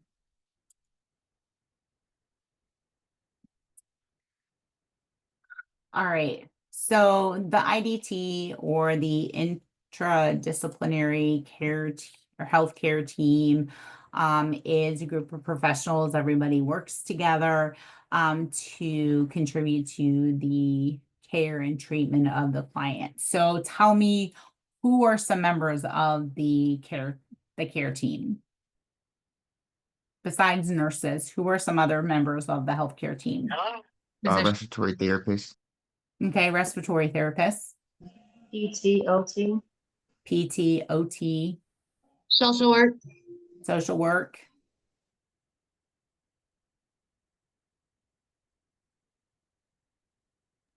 doctors, nurse practitioners, speech therapists, somebody said social workers, case managers, dietary, psych. I'm sure there's a lot more, and all of a sudden now I can't think of them. Activities, depending on where you work too, right? Activities is a big part, especially in your long-term cares. People need to have something to do. COVID, I worked a unit during COVID, and it was horrible because everybody had to stay in their room, right? Couldn't have activities. I mean, they did stuff in their rooms, but it really wasn't a whole lot of interaction. But imagine laying in a bed every day, all day, forever. Like, I couldn't imagine. With just a TV or a radio. That would, yeah. So everybody, right? There's a variety depending on where you work is going to also depend, what else, what other members of the team there. And so everybody has their kind of their own part to play. However, right, they all need to work together. So we all need to work together as part of the team for positive, patient outcomes. So here are some, of course, the nurses, nurse practitioners, physicians, x-ray techs. I forgot about radiology, lab, your therapist, your social worker, right? These are all members of the ID team, the IDT. So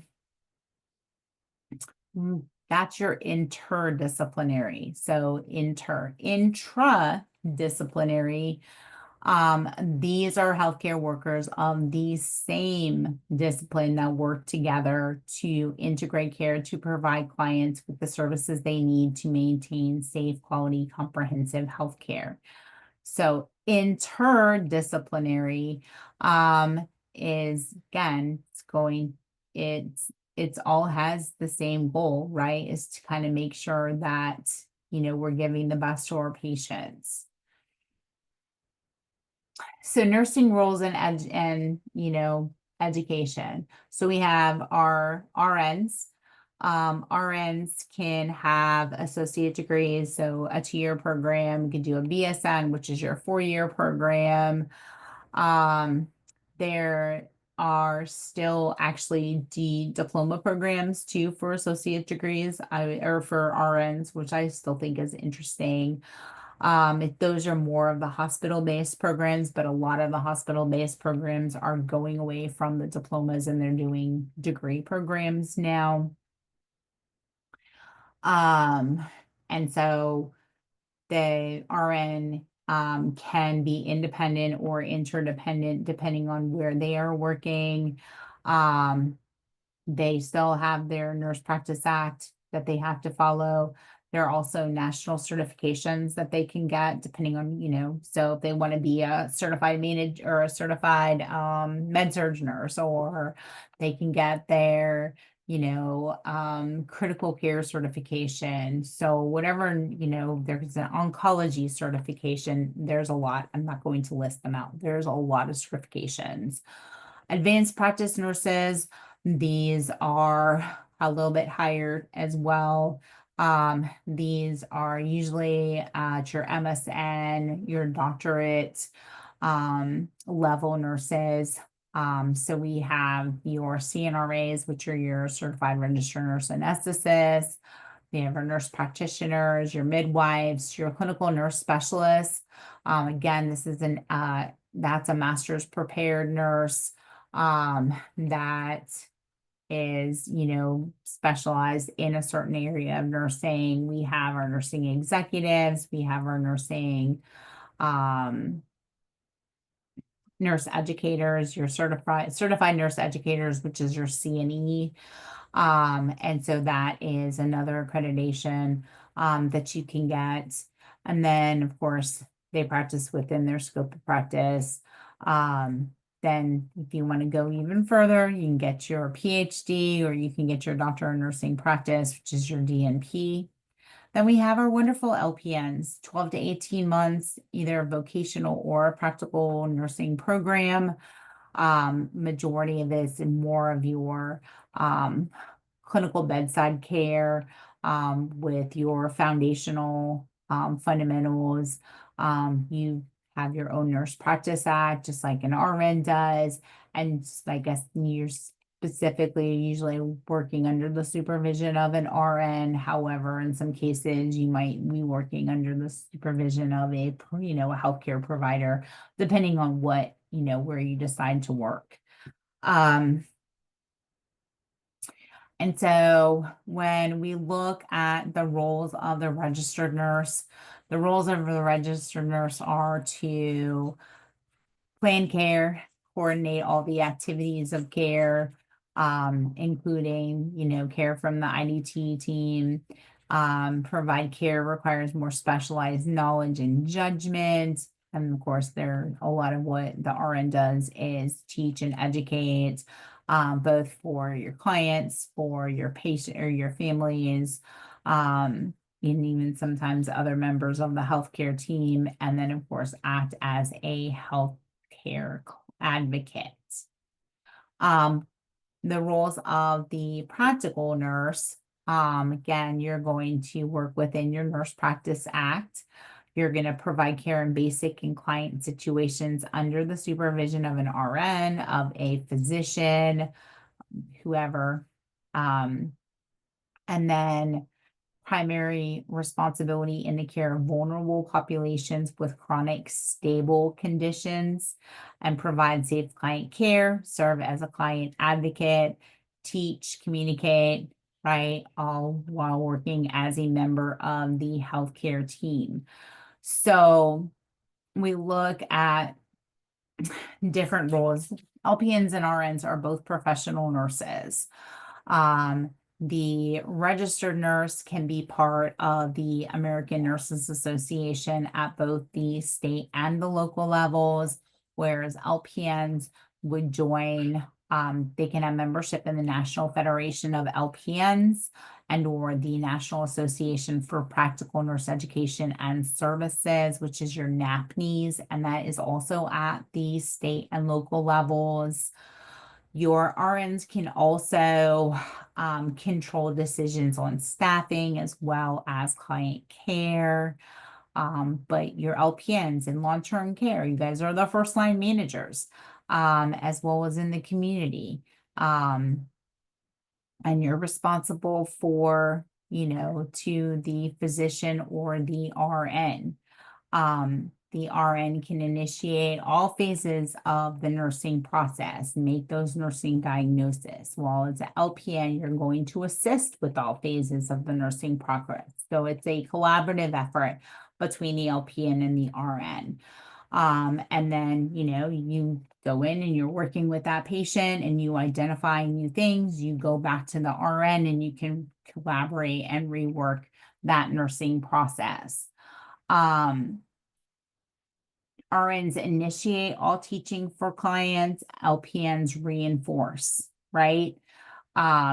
So that's what that difference is. So I'm gonna go back. So where is that? No, it was this one. Anybody work in long-term care now? Yes. All right. So who runs the units in long-term care? The LPNs. The LPNs.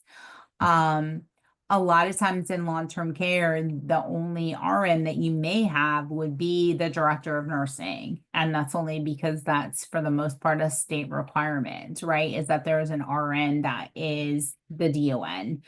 But the LPNs can be unit managers, they're charge nurses. I've even in some long-term care facilities have seen LPNs as assistant director of nursing.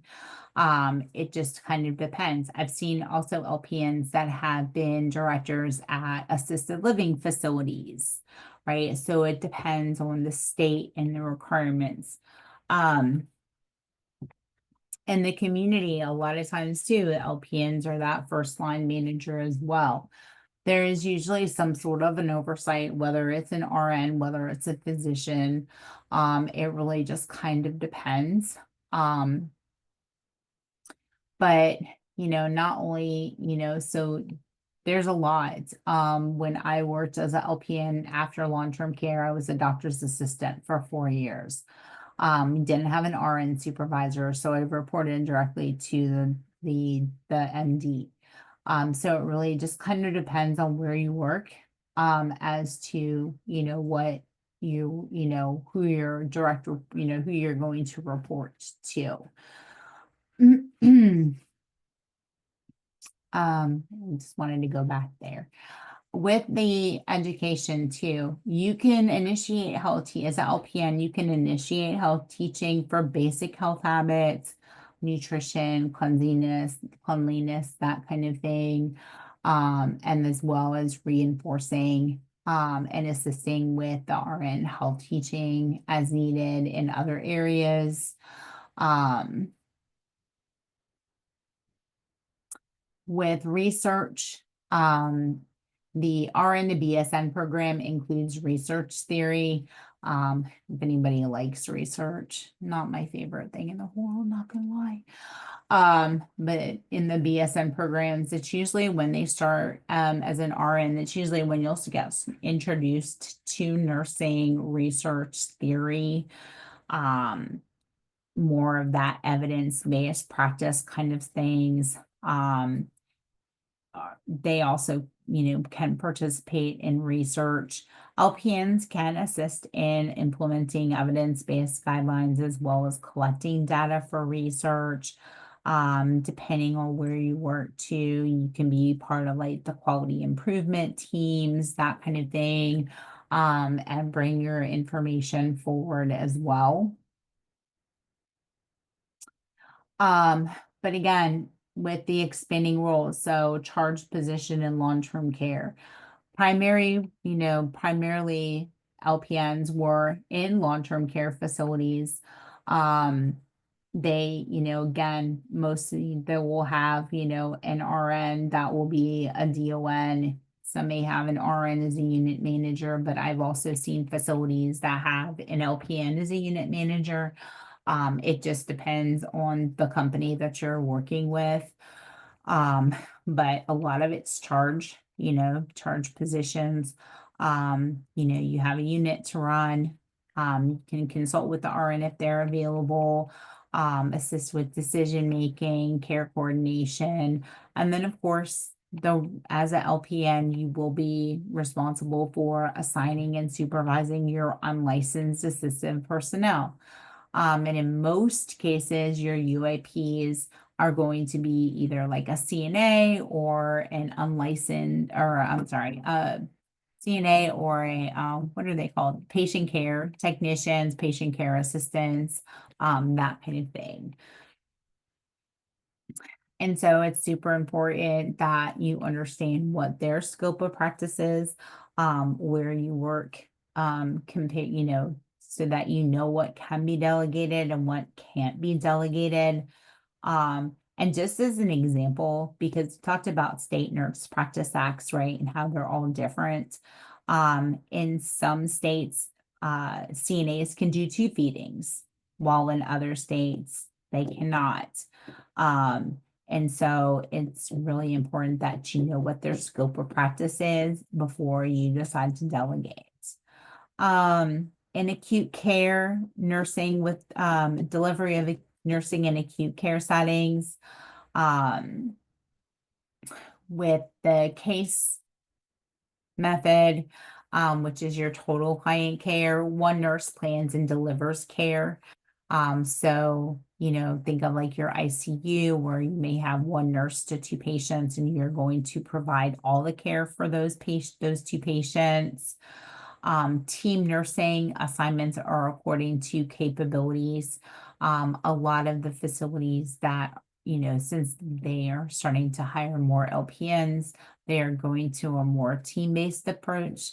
So the RN is the team leader, and there'll be an LPN and a CNA or a PCT underneath them.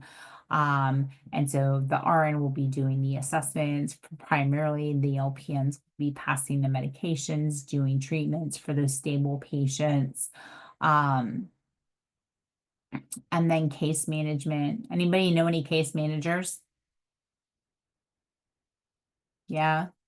That's a very rough job for some, depending on where you work as well.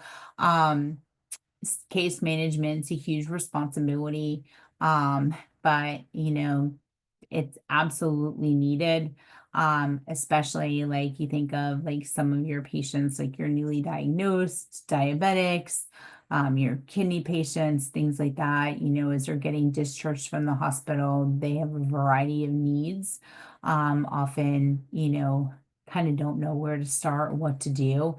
And so those case managers help to coordinate their care, right? May help set up their appointments, getting help with transportation, with durable medical equipment, right, as they are being discharged back into the community, depending on, who, what, where, when, and why. If it's a case manager from the hospital, they may just do the initial discharge. Then there's case managers that are available through some of the insurance companies as well that will provide a little bit more, assistance once they're discharged from the hospital. So it really kind of just depends. Oops. Client-centered relationships. Again, we need to provide care that is respectful of and responsive to individual client preferences, needs, and values, and ensuring client values guide all our clinical decisions. That's providing that patient-centered care. And so, whatever we do, the patient is at the center of that, right? They're at the center of their care plan. They need to be involved in their care plan. And so they're there to, that's where we include their preferences as well as providing all that wonderful information so that they can make informed decisions. The nursing shortage. How many have heard of this before? Before today? Who's heard of the nursing shortage? So there's a lot of reasons for the nursing shortage. The aging baby boomers. So the baby boomer generation was the largest generation up until this last generation. I've gotten all the letters and numbers mixed up. And so as they start to retire, so the youngest of the baby boomers are just now hitting like 60, 61. Aging nursing population, same thing, right? A lot of the older nurses are part of that baby boomer generation, so they will be retiring, leaving the nursing workforce. And so with that too, as the baby boomer generation gets older, we need to be able to take care of them. With the Affordable Care Act, a lot of the care was transitioned back to the community. I know I asked this before, but does anybody want to do community nursing? Okay. Just thought, okay. Is it Juan? Yes, You want to work as a community nurse? I do. Community, that was my favorite class so far. Okay. All right. Very cool. And so, I mean, there's a variety of things that you can work in. Even in home health really is working with the community. So there's a variety of things that you can do.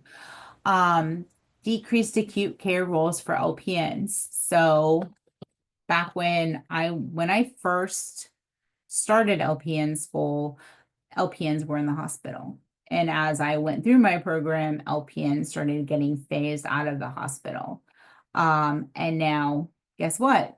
They're being phased back into the hospital.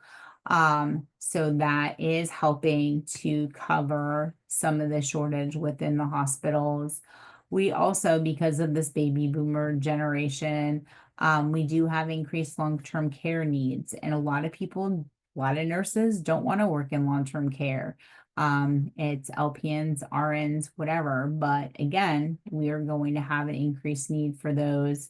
So we're going to have a significant increase for LPN employment until, at least 2026. It'll probably be a lot longer than that.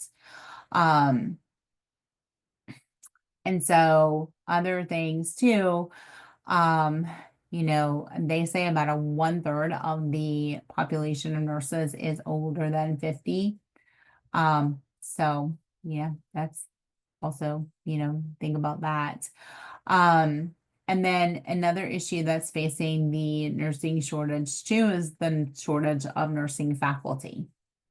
And so I know it sounds crazy not to have enough faculty members, but that is another issue that we're facing because, believe it or not, a lot of people want to be nursing faculty, just because, they would rather work on the floor. They can probably make a little bit more money working the floor than leaving and going into education. So Um, but overall, with all that said, every member of the healthcare team is important. Everybody is there to provide a very valuable service to the clients. And so again, it's really important that you understand what your role is. Um,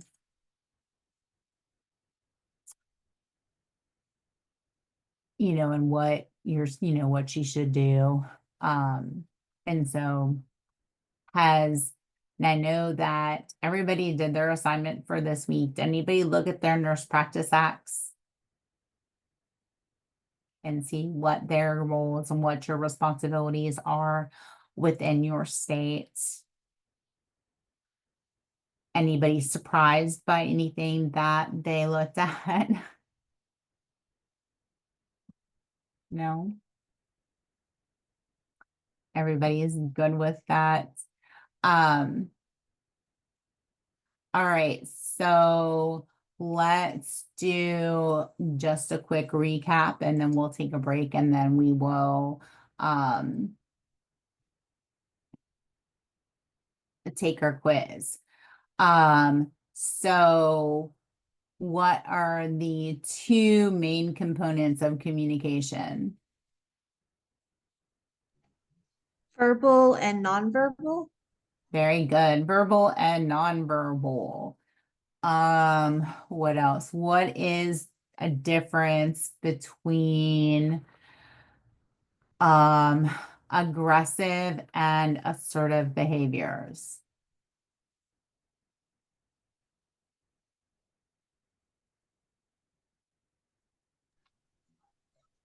Aggressive behavior violates the rights of others.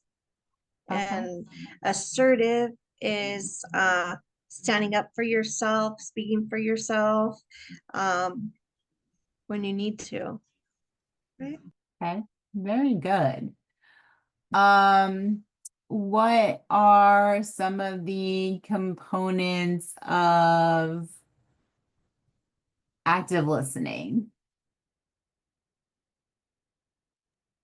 Eye contact, Mm-hmm. Sometimes silence. Mm-hmm. Paraphrasing or rephrasing. Okay, what else?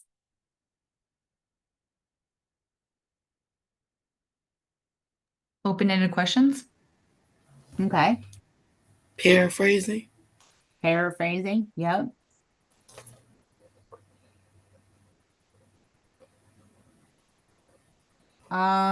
What else? Um,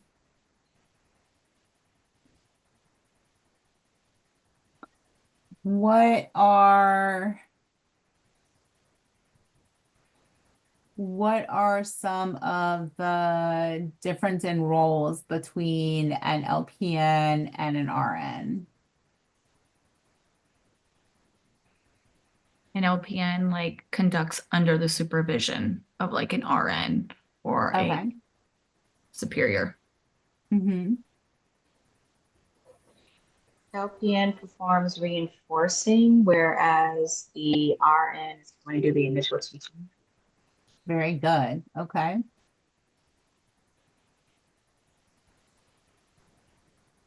Who sets the nursing diagnoses? The RN. Okay. What else? What else did we talk about? Just kidding. Um,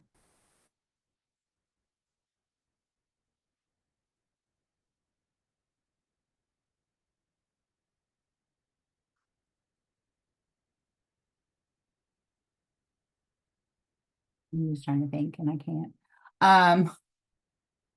What else? So what is sexual harassment? It's about power and control.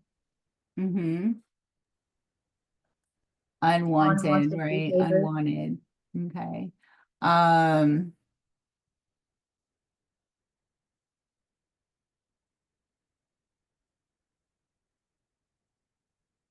Hmm.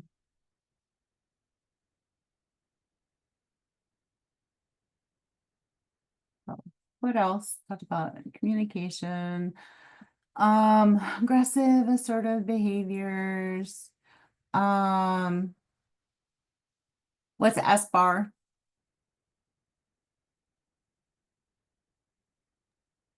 Communication tool used to like pass on like a situation to like a physician or like another nurse.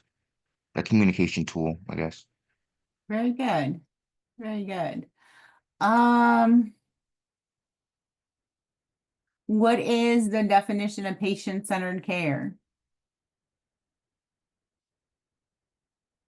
Putting the patient's needs and beliefs first ahead of anything else. Look at you. All right. Any questions on chapter 4, chapter 9, chapter 14? I mean, 8, 9, 14. Can get my number straight today. Nope. All right. So let's go ahead. We'll take 10 minutes. So be back at 4:57. Then you guys can take your quiz and we will be done for the day.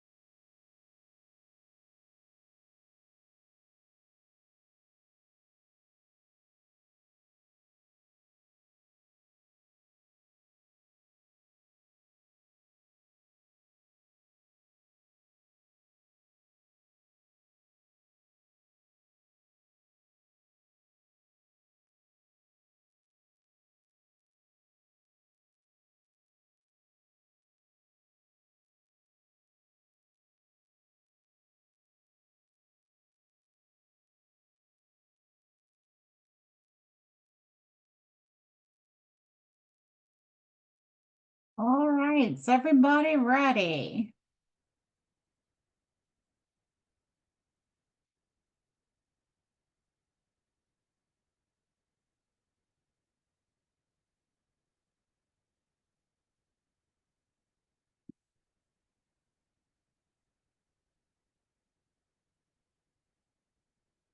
Mm.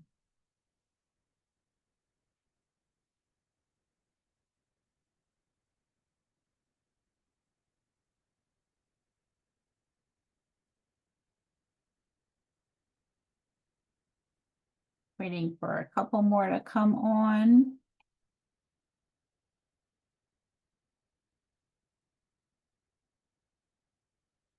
All right, so I'm going to put the access code. I don't know why I couldn't remember what it was called. In the chat. So you have 15 minutes to complete your quiz. And you may log off when you are complete. So good luck. You're gonna do great. Everybody ready? Yep. All right. Here we go.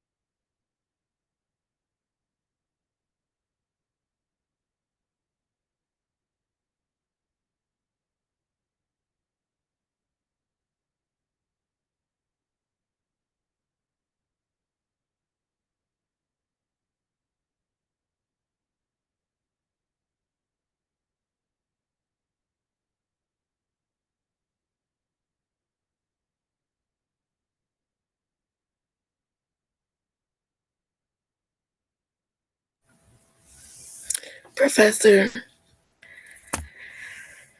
so sometime between when we first got on that and now, they have reset my Canvas. So I cannot get into the quiz. I have to do like the technology quiz and all that stuff again. Go ahead and do that. Okay.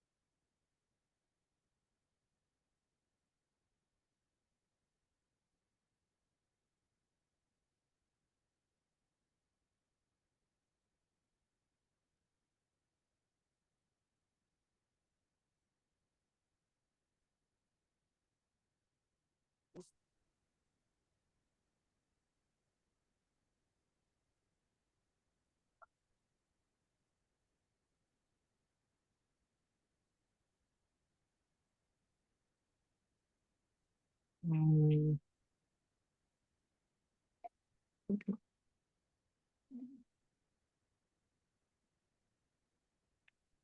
I'm just gonna wait and try to apply for the other people.